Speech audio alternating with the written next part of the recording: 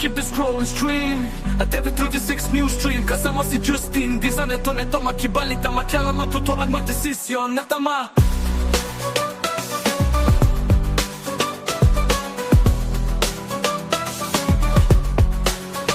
Skip the scroll and stream At every 36 news stream Kasama si Justin Di sa neto makibalita Makyala matuto at magdesisyon na tama. Magdesisyon na tama.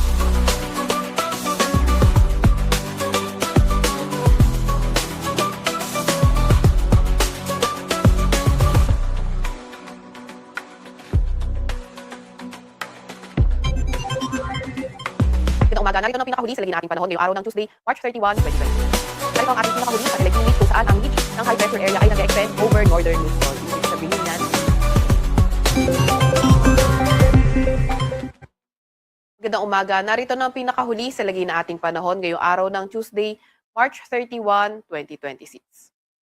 Narito ang ating pinakahuling satellite image kung saan ang ridge ng high pressure area ay nag-extend over northern Luzon. Ibig sabihin yan, mas mababa yung tsansa ng mga thunderstorm development sa lugar na yan. Nakita nga rin natin sa ating satellite image na halos walang kaulapan sa ating bansa at wala rin naman tayong nakikita mga weather system na magdadala ng pangmatagalan o pangmagdamagan ng mga paulan ngayong araw. Wala rin tayong namomonitor na low pressure area or bagyo sa loob or malapit sa ating Philippine Area of Responsibility. Para naman sa lagay ng panahon ngayong araw, kagaya nga ng nabanggit natin sa may hilagang bahagi ng Northern Luzon, partly cloudy to cloudy skies ang ating inaasahan. Sa Metro Manila naman at nalalabing bahagi ng Luzon, partly cloudy to cloudy skies condition rin, pero may mga tsansa ng mga thunderstorms, lalo na tuwing hapon at gabi. Agwat ng temperatura ngayong araw sa Metro Manila ay 25 to 33 degrees Celsius.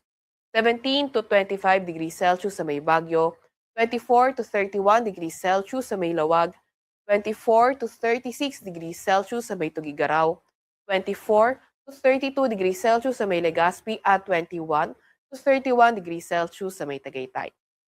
Agwat naman ng temperatura sa Puerto Princesa ay 23 to 32 degrees Celsius at 24 to 33 degrees Celsius naman sa may Calayan Islands.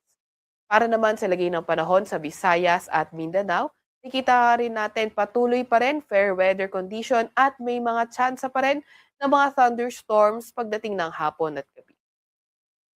Agwat ng temperatura ngayong araw sa may Cebu at Iloilo ay 26 to 31 degrees Celsius. 25 to 31 degrees Celsius sa may Tacloban, 25 to 30 degrees Celsius sa may Cagayan de Oro, 24 to 34 degrees Celsius sa may Zamboanga at 25 to 34 degrees Celsius naman sa may Davao. Update muna tayo sa heat index kahapon. Ang naitalang heat index sa Metro Manila ay 37 degrees Celsius at ang pinakamataas sa ating bansa ay 41 degrees Celsius sa may San Jose Occidental, Mindoro. Ngayong araw naman tinataya ang heat index sa Metro Manila na from 36 to 37 degrees Celsius at ang pinakamataas sa ating bansa ay posibleng umabot ng 41 degrees Celsius sa may Cotabato City.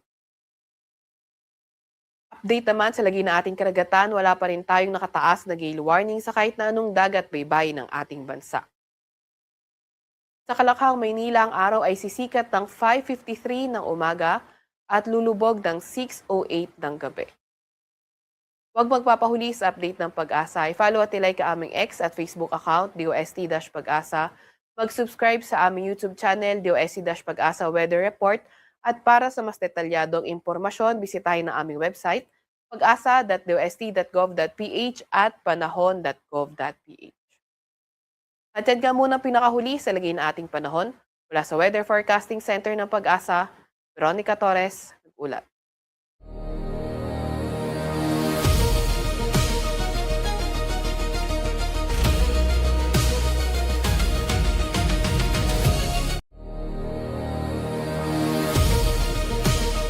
Magandang araw, Malacanang Press Corps. Maiksing biyahe, tipid sa gas, menos gastos. Yan ang nais ng Pangulo. Upang maging mas mabilis at maginhawa ang biyahe ng mga motorista at makatipid sa langis, pinangunahan kahapon ni Pangulong Ferdinand R. Marcos Jr. ang pagbubukas ng Cavitex to C5 Connector Road. Ayon kay Pangulong Marcos Jr., malaki ang matitipid ng mga motorista dahil aabot na lang sa 15 minuto ang biyahe mula Parañaque hanggang Taguig. Mas mabilis ito kumpara sa dating biyahe na aabot sa 1 oras at kalahati. Aabot din sa 36,000 sasakyan ang dadaan dito.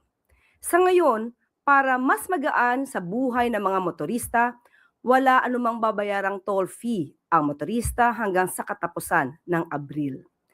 Sa mga biyahe naman papuntang Bicol, gawa na ang sirasirang kalsada sa Gumaca, Quezon. Dire-diretso at mas mabilis na ang biyahe. Bawas traffic, menos gas, yan ang nais ng Pangulo. Binigyan diin ng Pangulo na ang pagbubukas ng mga connector road at pagsasaayos ng mga kalsada ay bahagi ng mga hakbang ng pamahalaan upang maibsan ang hirap ng mga motorista sa kabila ng tumataas na presyo ng langis. Bahagi rin ito sa utos ng Pangulo sa ilalim ng Unified Package for Livelihoods, Industry, Food and Transport o UPLIFT sa bisa ng Executive Order 110. Layunin ng UPLIFT na protektahan ang pambansang interes sa pamamagitan ng pagtitiyak ng sapat na supply ng enerhiya, tuloy-tuloy na paghahatid ng mga pangunahing serbisyo at pagpapanatili ng masiglang ekonomiya.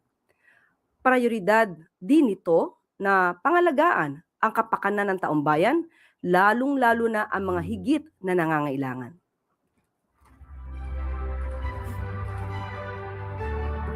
Nandito naman tayo at nagbubukas ulit tayo ng isang connector road. Ito ay nagbubuo ng koneksyon mula sa Cavitex hanggang sa C5. Mga 36,000 na vehicles ang dadaan dito. Kaya malaking bagay ito kasi madidecongest, mababawasan ang traffic doon sa mga maliliit na kalsada dahil dito na lang dadaan. At yung biyahe na dati ay 1 oras, 1 oras kalahati, magiging 15 minutes na lang. Napakalaking bagay yan dahil sa malaking savings sa oras ng mga commuter. Unang-una. Pangalawa ay napakalaking savings ito sa gasolina, sa crudo, sa fuel. At bukod pa ron, nais kong i-announce na ito toll-free ito buong Abril. Patuloy natin gagawin ito dahil nais natin talagang maging mas mabilis, mas maginhawa at mas ligtas ang pagbiyahe ng ating mga kababayan. Kung maaalala nyo, a few months ago lang, napakasama ng sitwasyon dito sa intersection na to, dito sa Gumaca, no? Yung malaking butas dyan na tinutubig dati, puro alikabok, sira-sira. Talagang pinaspasan nila to. Tsaka kita nyo naman yung quality. Kanina ko pa pinapansin na napaka-kapal ng semento. In fact, sabi ko nga, kahit yung mga overloaded na truck, talagang kakayanin itong ganito kapal na semento. Kailangan sa buong Maharlika, ganito na ang gawin natin. Maginhawang biyahe at menos gastos, iyan ang nais ni Pangulong Ferdinand R. Marcos Jr. sa mga motorista. Batid ng Pangulo ang araw-araw na kalbaryo ng mga biyahero mula Nueva Ecija at Karatig Probinsya sa Cagayan Valley patungong Tarlac at ibang bahagi ng Central Luzon. Bukod sa matinding traffic, ininda rin ng mga negosyo at consumer ang mas mataas na transportation cost para sa mga produkto at serbisyo. Dahil dito, ipinag-utos ni Pangulong Marcos Jr. na buksan ang mga kritikal na connector roads para mas maging maginhawa ang biyahe at mabawasan ang gastos. Makakatipid na tayo sa langis, mas mabilis pang makakarating ang mga produkto at serbisyo, lalo na sa mga nangangailangan dito. Kaya ngayong araw ay tumungo si Pangulong Marcos Jr. sa Nueva Ecija upang personal na inspeksyonin ang Central Luzon Link Expressway Contract Package 4. Malaking improvement ang hatid ng nasabing 4-lane expressway na nagkokonekta sa Aliaga, Nueva Ecija at daang Maharlika Highway sa Cabanatuan City. Kung noon ay mahigit 1 oras ang biyahe mula Tarlac hanggang Nueva Ecija, ngayon ay inaasang magiging 20 minutes na lang ito. Base sa estima, 11,500 motorista ang makikinabang sa infrastructure project kada araw. Ayon din sa Pangulo, wala pang sisingilin na toll fee. Muli, wala pa pong babayaran na toll fee para sa mas malayang makadaan ang mga motorista. Ito'y para makatulong sa mga nagbabalik bumiyahe, lalo ngayong parating na ang Holy Week. Matapos ang inspeksyon ng Pangulo ay binuksan sa publiko ang kalsada ngayong araw. Ang inisyatibong ito ay isa lang sa mga hakbang ng uplift upang pagaanin ang pasanin ng ating mga kababayan. May guluman sa gitnang silangan, patuloy naman ang pamahalaan sa pagkilos upang panatiling abot kaya ang mga bilihin, bawasan ang gastos sa transportasyon at tiyaking laging sapat ang enerhiya at mga pangangailangan ng taumbayan. Buo ang paniniwala ni Pangulo Marcos Jr. na basta tuloy-tuloy ang trabaho, sama-sama nating mapapaganda ang buhay ng bawat Pilipino. Malapit na tayo sa Kabanatuan. Andito naman tayo sa Nueva Ecija ngayon para buksan itong 4 na kilometro na section na nagbubuo ng east-west na daan mula Tarlac hanggang dito sa Kabanatuan. At ito ay kasama ulit doon sa ating instruction na buksan lahat ng maaring buksan na ng mga connector road para maging mas mabilis ang daloy ng traffic. At malaking bagay ito dahil ang dating ang biyahe na tumatagal dati ng 1 oras kalahati, 1 hour 15, 1 hour 30 minutes, ay magiging 20 minutes na lang, 20 minuto na lang. At malaking bagay ito dahil unang-una, alam naman natin ngayon, ang inaalala natin ang konsumo ng krudo, ng gasolina ay sa pagbawas na pagtagal sa bawas ng tagal ng biyahe ay mababawasan din ang konsumo sa fuel. At malaking bagay ngayon yan at lagi nating inaalala yan. At maaari na po akong tumanggap na inyong mga katanungan. Para po sa unang katanungan, Lep Narciso, DZRH.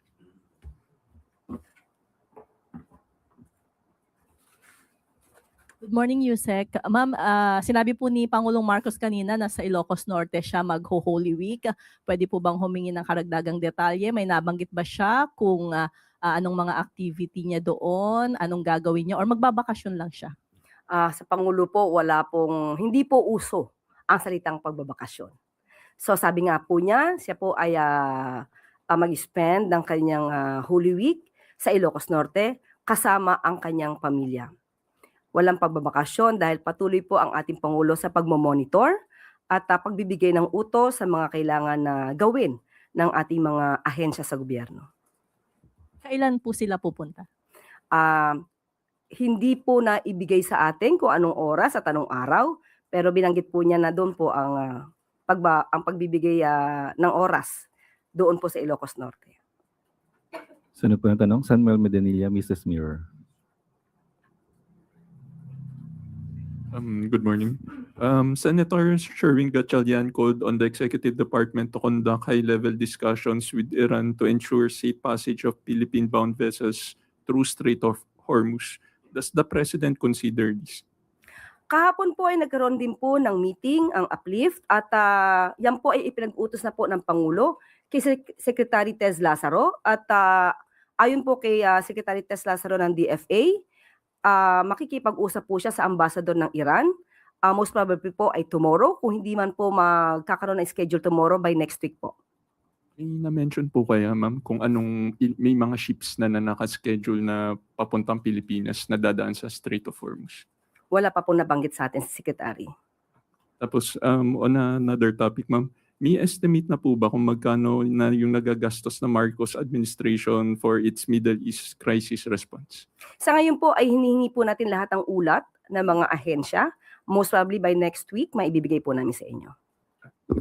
Last na lang, ma'am. May schedule na po kaya kung kailan yung next uplift na committee meeting kung saan? Ibibigay ko po sa inyo yung update.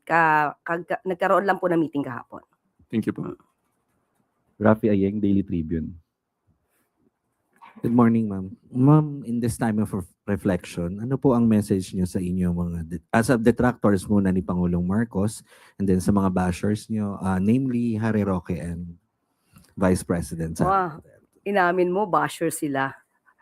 So ibig sabihin pag basher, wala bang maibibigay na matinong kasagutan o matinong opinion? Sa atin lang, sa ngayon, sa panahon ngayon, ay iwasan po natin sana ang pamumulitika. Kung wala po sila masasabing maganda at kundi paninira lamang, tumigil muna sila or tumigil na sila permanently. at makipagtulungan naman po sa administrasyon para sa ikaaangat ng ating bansa at ikaaangat din po ng bawat Pilipino.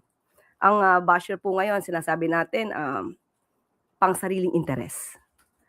Para po magiba, masira ang gobyerno. Hindi po yan na napapanahon sa mga kasalukuyan nangyayari sa ating bansa. Follow up lang, ma'am. Ipagdadasal mo ba sila? Lahat po, lahat ng makasalanan sa mundo dapat ipagdasal. Sunod po ng tanong, Ana Bajo, GMA News Online.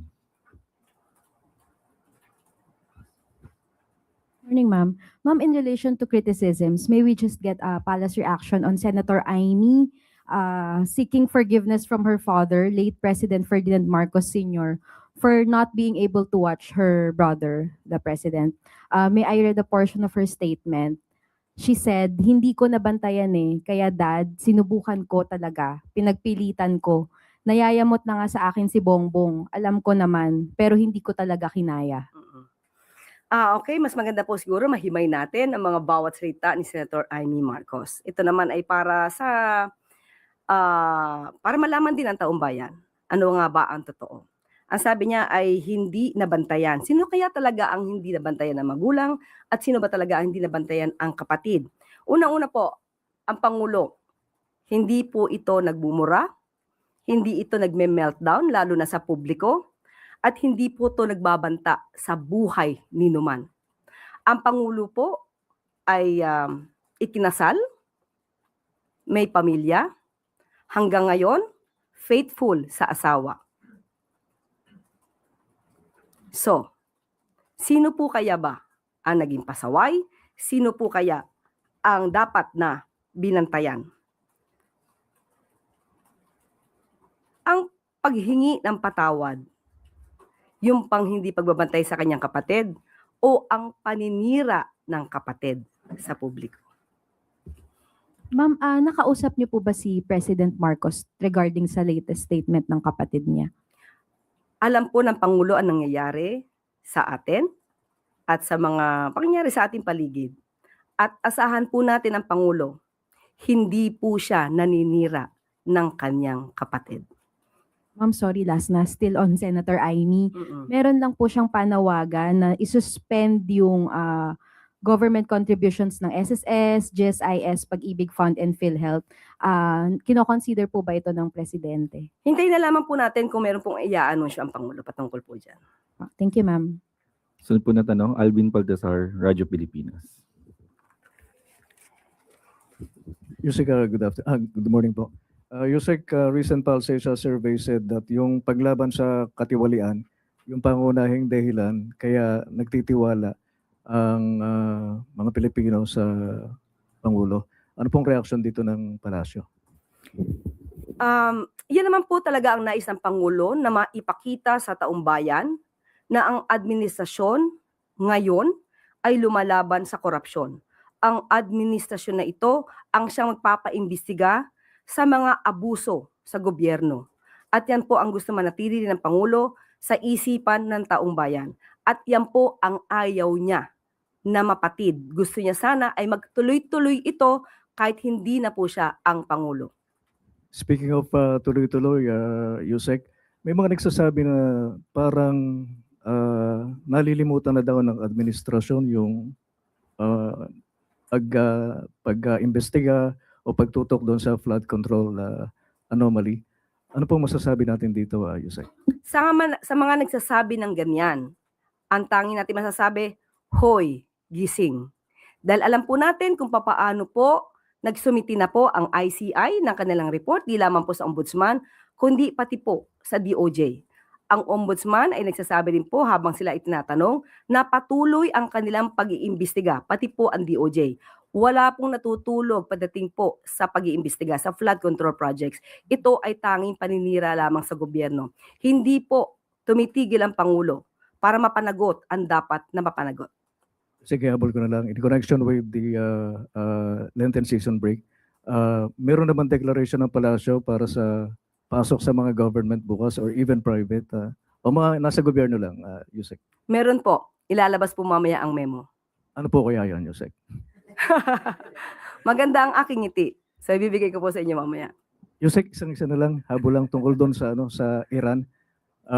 Gaano po kaganda ang relasyon ng Pilipinas saka ng Iran?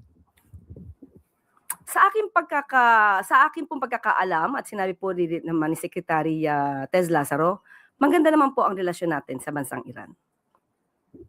Salamat po, Yusek. Salamat po. Maricel Halili, TV5. Good morning, Yusek. Yusek, peso has reached another record low. What does it mean for the country? Hindi po natin nais na ganito, hindi po ninais ng Pangulo na magkaroon ng gulo sa Middle East. Ito po ay talagang nagiging epekto at ang paghina po ng peso kontra dolyar ay bunsod na rin po ng geopolitical tension na nangyayari po sa Middle East. So, talaga pong ito ang maaaring kahihinatnan hanggat hindi po napipigil ang tensyon o ang sigalot sa Middle East. Pero how concerning is this, Yusek, considering na I think this is the 7th time na bumaba siya ng husto within the month? Yes, dahil nga po sa nangyayaring sigalot sa Middle East at alam po natin ang ginagawa ng Pangulo at ng administrasyon na ito upang maibsan po ang impact ng epekto nitong sigalot sa Middle East. At gagawin po ang lahat para po maayos ang lahat na nangyayari, pati po ang pagtulong sa ating mga kababayan. Ivy Reyes, Bilyonaryo.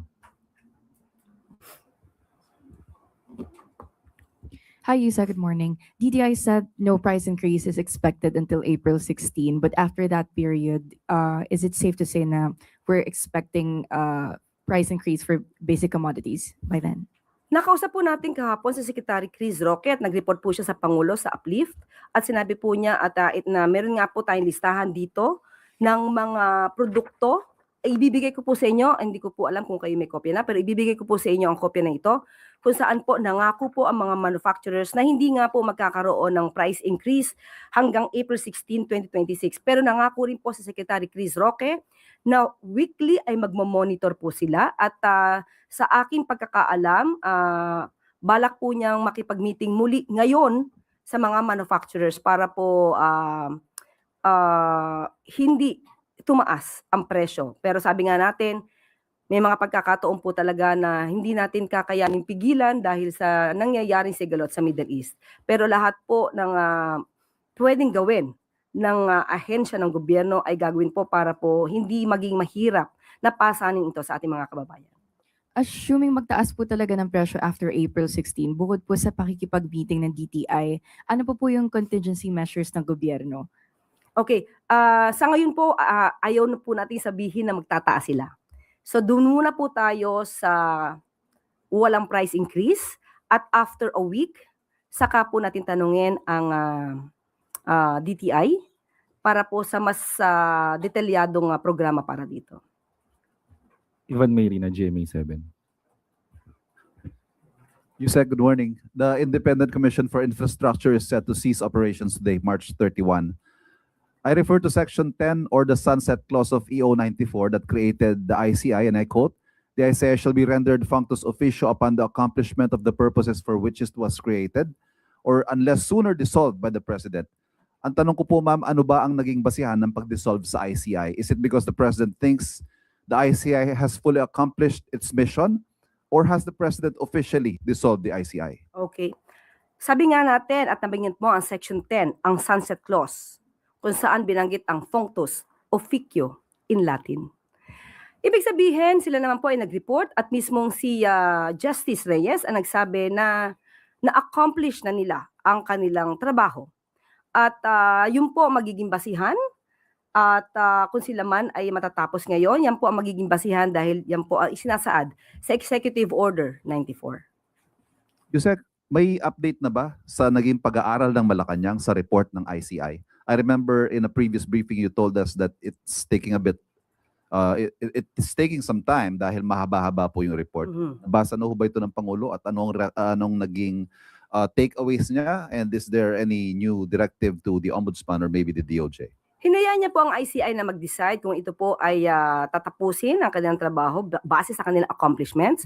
At nung nagsumiti na po ang ICI ng kanilang report sa DOJ at sa Ombudsman at siya mismo ang nagsabing tapos na po ang kanilang mandato. So, doon lang po nagre-rely ang Pangulo.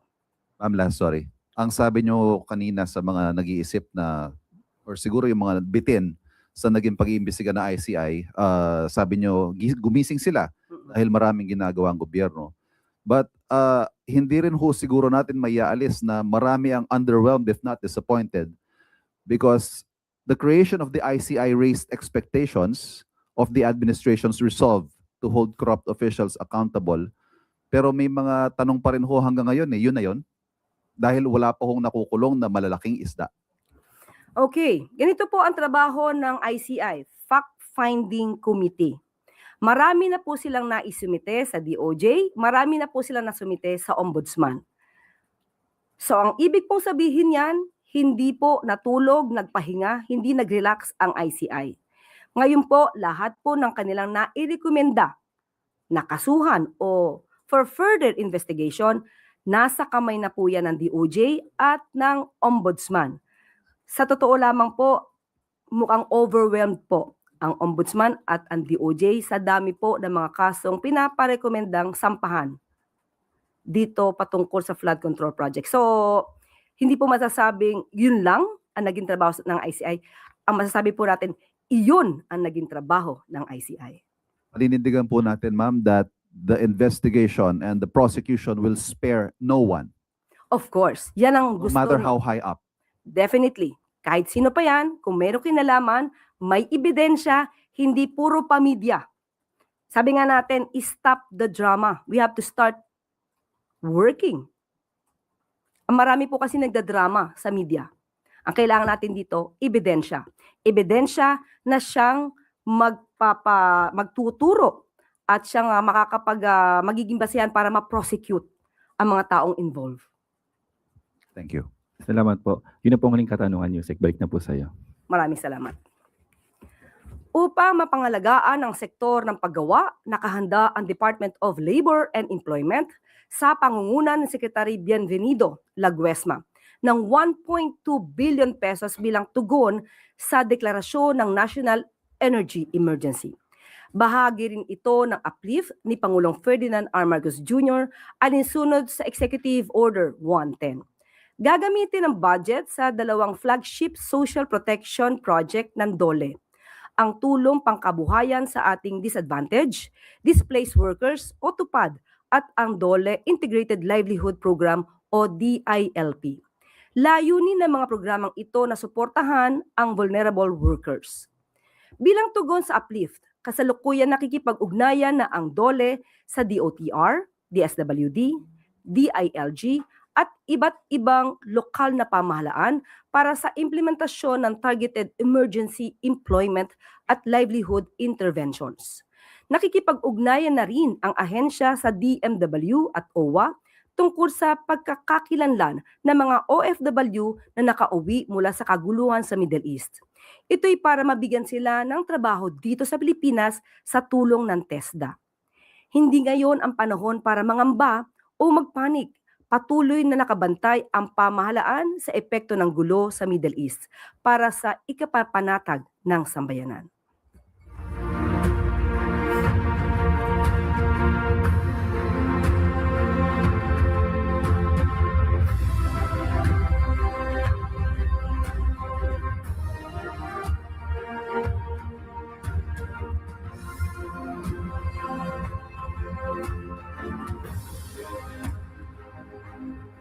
At bago tayo magtapos, DA at DPWH patuloy na tinitiyak na wasto ang pagkakagawa ng mga farm road projects ng pamahalaan.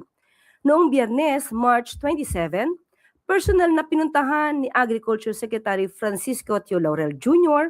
at Public Works and Highways Secretary Vince Dizon ang isang farm-to-market road sa barangay New Kasayuran sa Davao.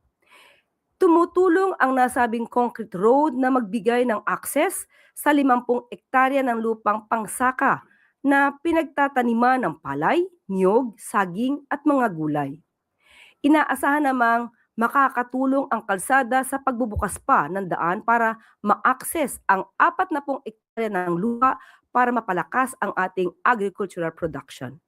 Ang nasabing inspeksyon ay alinsunod sa mas mahigpit na audit at pagbabantay ng pamahalaan sa mga infrastructure projects. Patuloy na tinitiyak ng DA at DPWH na nakaalalay ang mga infrastructure projects sa mga agricultural priorities at supply chain needs ng bansa. Kapag mas maayos ang farm access, mas mababa ang transport cost para sa ating mga magsasaka. Mas mataas din ang kita dahil mababawasan ang kanilang post-market or post-harvest losses. Ayon pa kay Secretary Tio Laurel, layunin ng audit na tiyakin na lahat ng farm road projects ay makapagdadala ng konkretong benepisyo sa ating mga magsasaka.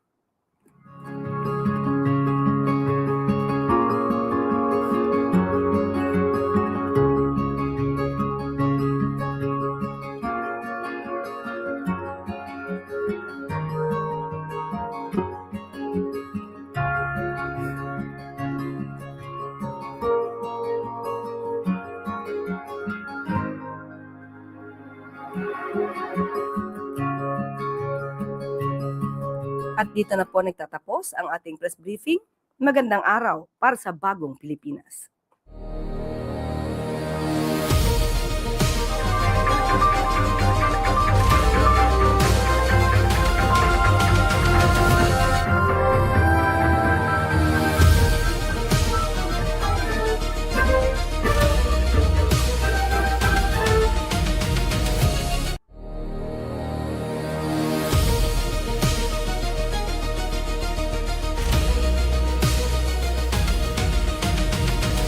Pangulong Ferdinand Marcos Jr. na may sapat na supply ng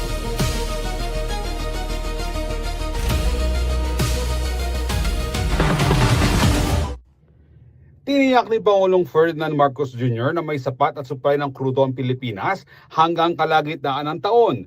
Patuloy rin anya ang pagkilos ng pamahalaan para palakasin ang energy security sa gitna ng tensyon sa Middle East.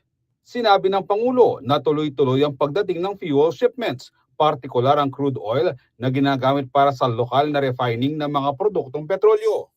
Mas nakakatipid umanong bansa sa pag-angkat ng krudo kaysa direktang pagbili ng refined fuel tulad ng diesel na karaniwang mas mahal sa pandaigdigang merkado.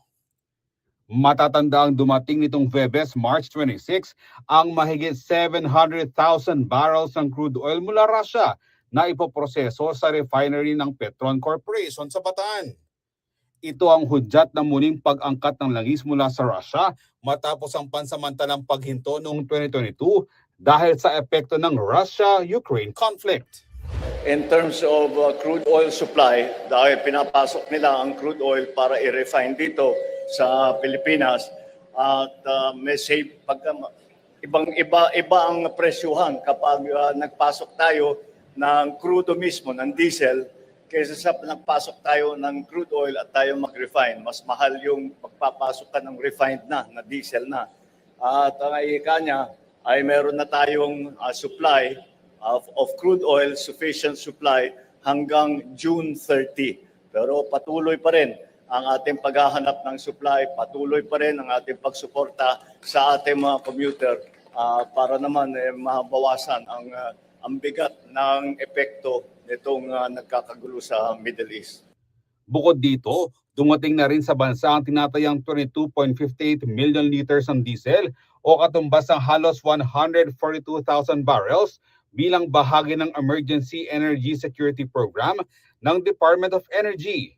May pondong 20 billion pesos ang programang ito sa ilalim ng Executive Order No. 110 na nagdeklara ng National Energy Emergency dahil sa sigalot sa gitnang silangan. Layunin daw ng pamahalaan na makapag-angkat ng hanggang 2 million barrels ng karagdagan langis sa pamamagitan ng Philippine National Oil Corporation o PNOC at PNOC Exploration Corporation o PNOC-EC. Ayon kay DOE Secretary Sharon Garin, patuloy ang kanilang pagsisikap upang matiyak na hindi maantala ang transportasyon, hanap buhay at pang-araw-araw na gawain ng mga Pilipino. Dagdag pa niya, ang pagdating ng diesel shipment ay simula pa lamang at inaasahan ng mas marami pang delivery sa mga susunod na araw o linggo. Ako si Jody Dizon Mercado para sa CLTV 36 News.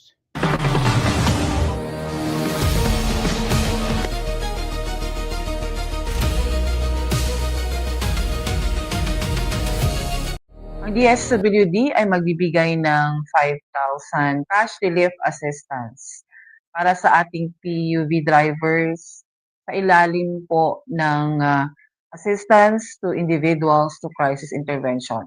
Pero ang una munang target po ng DSWD Field Office 3, galing po sa aming central office, ang instruction, ang ating mga TODA. Yun muna po ang unahin namin, mga tricycle drivers. At ang first batch na uunahin po na i-assist po ng DSWD Central Luzon ay ang mga cities and metropolitan municipalities. Ito po ay layunin tong tulungan ang ating mga tricycle drivers na apektado ng crisis at patuloy na pagtaas ng presyo ng gasolina, alinsunod sa utos po ng ating mahal na Presidente Bongbong Marcos po. Ang DSWD ay magbibigay ng 5,000 cash relief assistance para sa ating PUV drivers sa ilalim po ng assistance to individuals to crisis intervention. Pero ang una munang target po ng DSWD Field Office 3, galing po sa aming central office, ang instruction, ang ating mga TODA. Yun muna po ang unahin namin, mga tricycle drivers. At ang first batch na uunahin po na i-assist po ng DSWD Central Luzon ay ang mga cities and metropolitan municipalities. Ito po ay layunin tong tulungan ang ating mga tricycle drivers na apektado ng crisis at patuloy na pagtaas ng presyo ng gasolina, alinsunod sa utos po ng ating mahal na Presidente Bongbong Marcos po. Ang DSWD ay magbibigay ng 5,000 cash relief assistance para sa ating